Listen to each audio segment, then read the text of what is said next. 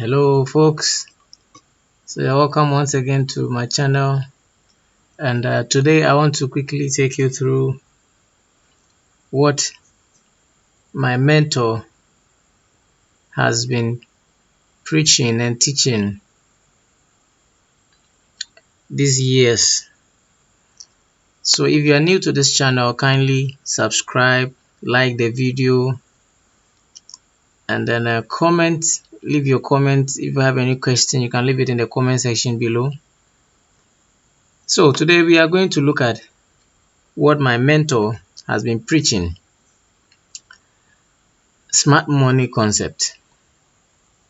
Okay, so if you are a new trader, or if you have ever been on the market and what you saw was someone trading and making big money, and then you've been introduced to trading Forex, any of the asset pairs, and what you do is you trade with indicators. Specifically, you are trading with indicators, and then the indicator shows you when to buy and when to sell. And then either you would also join and you were introduced to trading with robots.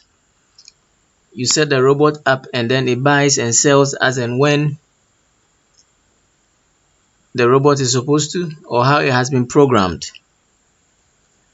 I'm sorry to disappoint you today that everything that my mentor teaches and everything that I'm sharing with you today does not correlate with trading with all those form of strategies, robots, indicators, and all those sort of jargons, demand and supply, and all that. You are going to learn something totally new from what you have been taught or what you have been introduced to. So what you have to do is you have to unlearn all that you have learned and begin to learn this new trading style. Okay, so today we are looking at smart money concept. Okay, and when you talk of smart money concept, it was basically introduced by Michael Heddleston,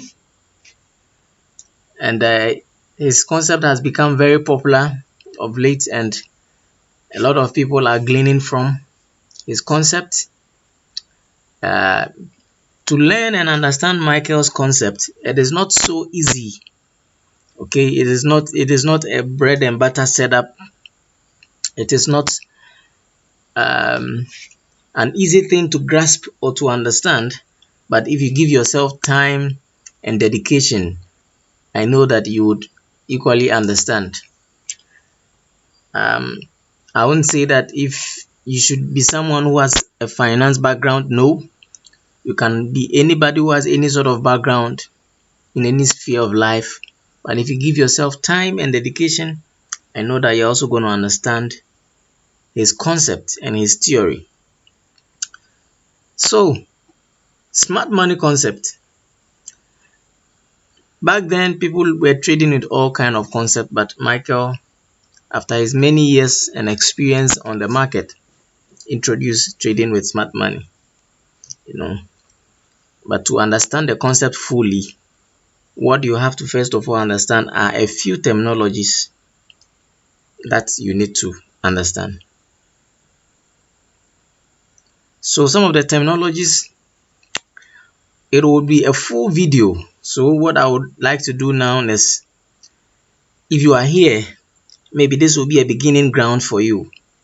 So we are going to take the terminologies one after the other and see how they play on the market, and then get into the latter part of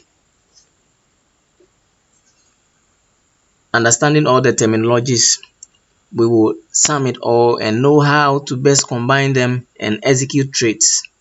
Okay, so today let's look at a quick one that I call fair value gap. So the fair value gap is what I'm going to open your eyes to today. Smart money concept. We are looking at the terminologies. Now we are looking at fair value gap. Someone may say that on the market, price actually moves by price follows trends. So for instance, someone may draw a trend like this and say that price has to follow this trend, price has to follow this trend and moving and all that. Another person may come and say that price has to uh, move in a channel, so price has to move in this trend and be trading inside this channel. All right, that's what others may be propagating, that price has to trade in a channel, price has to trade in what. So you wait for price to come this way, you buy, you sell, you wait for price to come this way, you buy, and all sort of information out there, you know. But then, do you think the big banks are trading just using lines? No, I don't think banks are hedging funds of individual just following lines. I don't think so. Then it would have been an easy thing for everyone to do, because we'll just rule the line and wait for price to hit the line, and then we'll also follow suit. I don't think that's what the big banks do. All right. So price actually move based on liquidity. Okay, liquidity. For those who have a little bit background in accounting, you would know that when we are talking of liquidity, how quick you are able to convert assets into cash. Okay, so when they are arranging fixed assets, or when they are arranging assets, they arrange them in order of liquidity. Okay, so they have like stock, they have inventory, they have cash. Okay, so if you are converting inventory into stock into cash, it's quite a little bit of process done to convert inventory. Inventory is like the goods that you have. You can easily go to the market, sell them and get them into cash, and then you have cash itself, you know. So in accounting and in finance, liquidity is more for is more of what the market makers are seeking for, or what the big banks are seeking for. Okay, they all the banks want to convert whatever asset they have on the market quickly into cash. So any point on the market where they think they can just locate such avenue or such opportunity, they take it. So the market actually trades purely with liquidity. Some people may say, well, I don't think the market is only liquidity. There are other, when you take liquidity out of the market, what else is left? That is pure finance for you. All right. So quickly, let's look at what a fair value gap is. So a fair value gap is just an inefficient area of trade. Okay. So an area of trade that price become inefficient or inefficiently traded. So a typical example, let's go to the charts. So our learning is going to be more on the chart so that you have deeper understanding. Okay. All right. So for instance, we have price trading from this point. It traded all the way down here. Okay. And then it continued trading down. So price opened, closed here. It opened, traded down. It traded up first and then it traded down, came all the way down here, came up before price closed. And then what did we do? Price opened here, went all the way up and closed down here. Now watch this. Look at this bullish candle from this side all the way to this side. Price traded once, so it means that what was happening on the market was that traders on the market were buying. Okay, so when you see these bullish candles or this green bar with the black lines around it, this is a bullish candle, which shows when market is buying. Okay, or when the the traders on the market are buying, or when price is buying.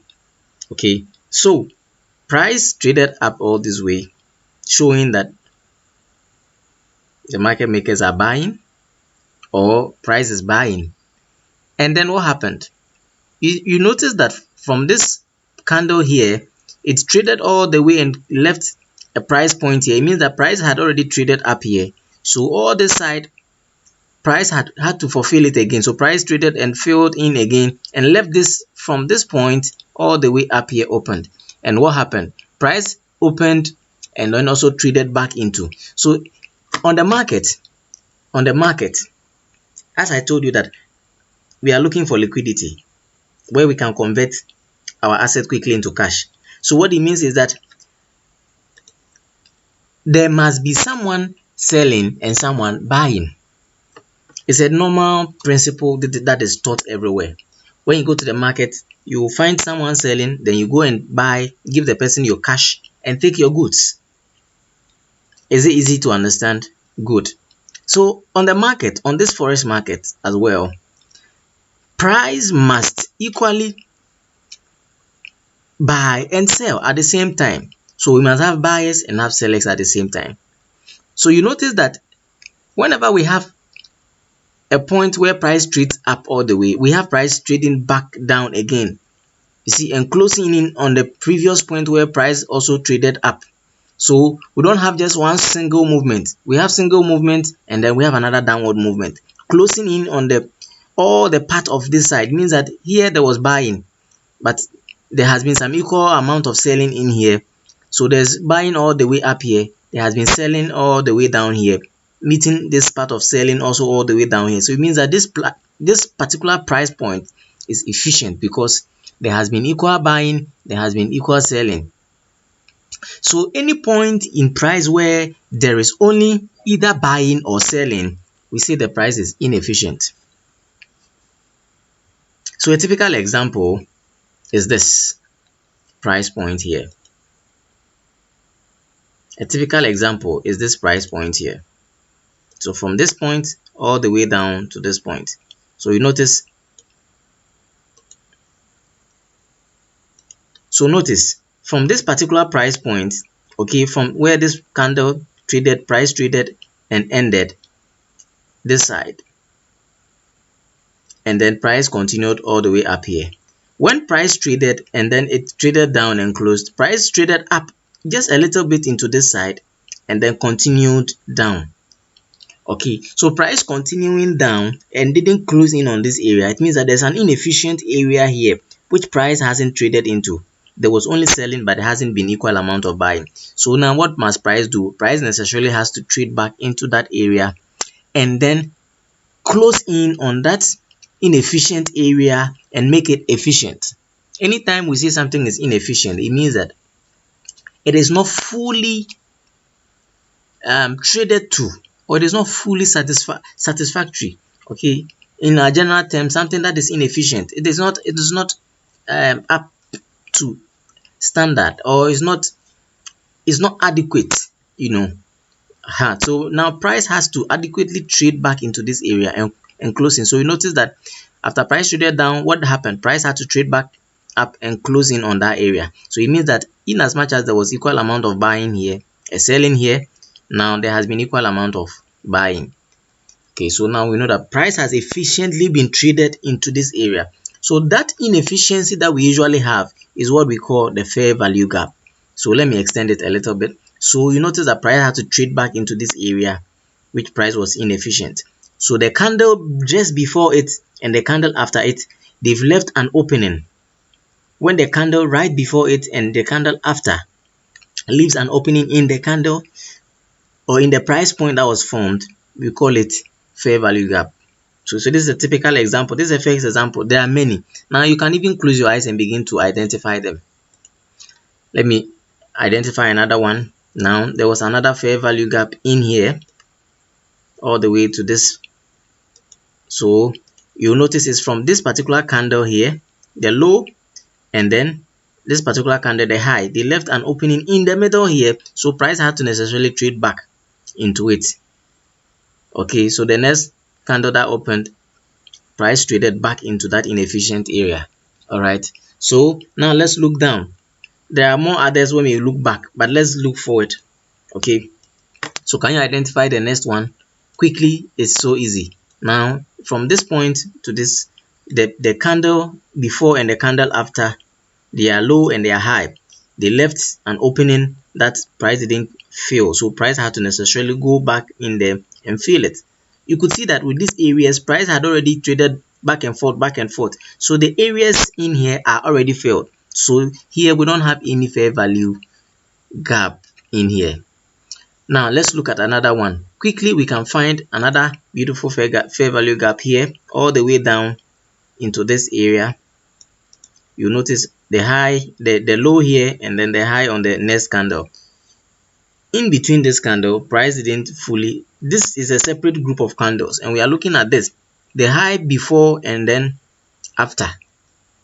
You could see that that opening is there, and consequently price traded back and almost closed in on the fair value gap. Okay, now let's continue. When you look down, you can see from this point to this point, it's also another fair value gap that price didn't trade in, or price was inefficient here, so price had to trade back into the fair value gap and make it more efficient. And then moving ahead, we could see that there's another fair value gap from here to here. Price didn't close in on this area, so price had to necessarily trade and close in. Beautifully, can you see another one from this point to this point? There's an opening here that price has not traded into. So what is your normal expectation? You're expecting that price should come close in on this fair value gap. So all the fair value gaps are inefficiency that always are traded back into. All right, okay, so now let me quickly add on. So anytime we have a fair value gap trading downwards, so we know that price is trading downwards, and when price is trading downwards, price is selling. So when it is selling, we know that this particular price point is a fair value gap. So it is a sell side imbalance. Price is selling, so it's a sell side imbalance, and then it will become a buy side what? Inefficiency. So on the sell side, it is selling, there's an imbalance in the selling area, but to the buying side, it's an inefficient area that the buy side must come to correct. So it's an inefficiency on the buy side. So the buy side must now come and correct. When it is corrected, then the buy side become efficiently corrected. Okay, so the fair value gaps, we are seeing one to be classified as sell side imbalance and buy side inefficiency. Sell side imbalance, when you see the price selling, sell side imbalance and buy side inefficiency. On this contrary, when we have the fair value gap on a bullish candle or price trading upwards, we know that price is buying. So now here we have buy side imbalance and sell side inefficiency. As simple as that. That is all there is about fair value gaps. So usually with fair value gaps, what we necessarily estimate is that so far as price has left a fair value gap or an imbalance, inefficiency, price must efficiently redistribute and then make that adjustment and correction. So you notice all the area that I indicated as fair value gap, price in a way traded back, and corrected all those all those inefficiencies. Okay, so that is all there is about fair value gaps. So we will go ahead and then we'll explain others, but with fair value gaps, you will understand as we go along how to use them and how they operate. Okay, and when to consider using trading into a fair value gap. All right, so this video is going to be as short as this. All right, so I'm going to record, there's going to be another video on some of the next terminologies that smart money uses in trading. By the time we'll be done, you would have the terminologies and understanding of the terminologies on your fingertips. In so doing, it will help you trading on the market. These are applicable on all asset pairs. All this that we are studying is applicable on all asset pairs. And I'm basically centered on volatility 75 and volatility 25 index. Okay, 75 and 25 index. And all the volatility synthetic pairs, I'm centered around them here. So you'll find my discussion more centered around volatility pairs. But they are generally applicable on all Forex asset pairs. So until I see you in the next video, if you are new here, kindly subscribe, like the video, and share for others to also like. I wish you all the best in your trading. Until then, enjoy the rest of the day.